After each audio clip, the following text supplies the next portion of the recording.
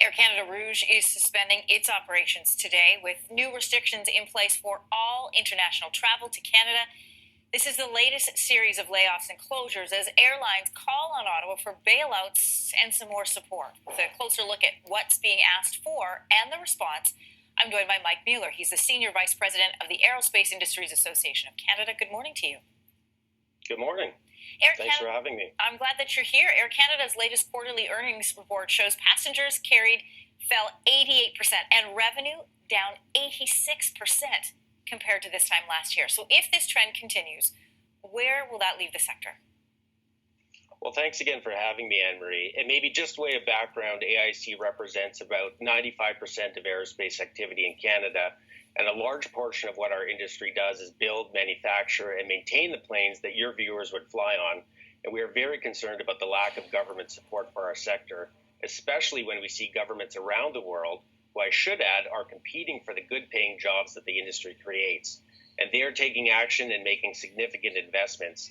And Canadians won't be surprised that our industry is being hit harder than most, especially with the new travel restrictions. And whenever the government says that no one should be flying, that obviously has an economic impact on the aerospace sector. And the airlines are our end-use customer. And when they aren't flying, they aren't buying planes, and the need for maintenance isn't what it used to be. And we're already seeing a 40% decline in revenue and significant layoffs throughout the supply chain. And with no support from the government, we are very concerned about losing the 235,000 jobs that the sector supports. And I should mention, these jobs are located in every region across this country.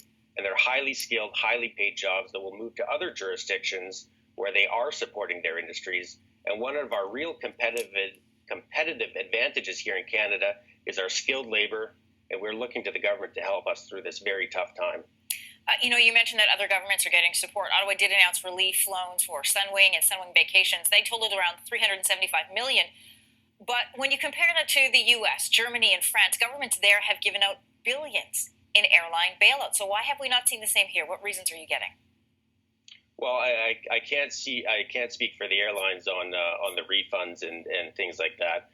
But I think we all need to be working together to ensure the best possible path forward to ensure aviation and aerospace for the future.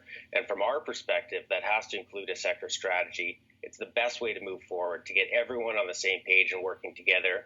And I can tell you, we've been calling for a sector strategy for over a year now, and we've had some good discussions with Minister Champagne and Minister Algebra, and I'm hopeful that moving forward, we're going to see some positive results.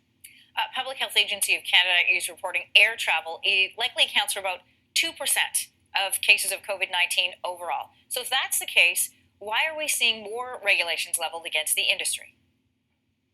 Well, I want to make absolutely clear that our sector's first priority is keeping people safe, and that's why our industry stepped up in big ways, both in ensuring our airplanes are safe. And I should mention that, as you said, the international studies show that the flying portion of travel is safe. And also our industry stepped up to retool production lines to produce ventilators and other protective equipment. And it was truly an all hands on deck. But I can tell you what we really need is sector-specific support because, as I said before, as governments put in place restrictions, it has a huge economic impact on our sector. The restrictions passed by the government also affect other services. What aren't we considering?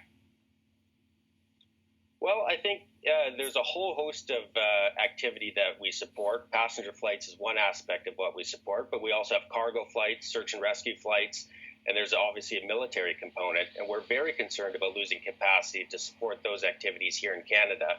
When we talk about the aerospace industry, yes, it's about the planes, but it's really about the 235,000 jobs that the industry supports. And our competitive advantage here in Canada is our skills. If we don't keep these skills, we will have other countries just eat our lunch.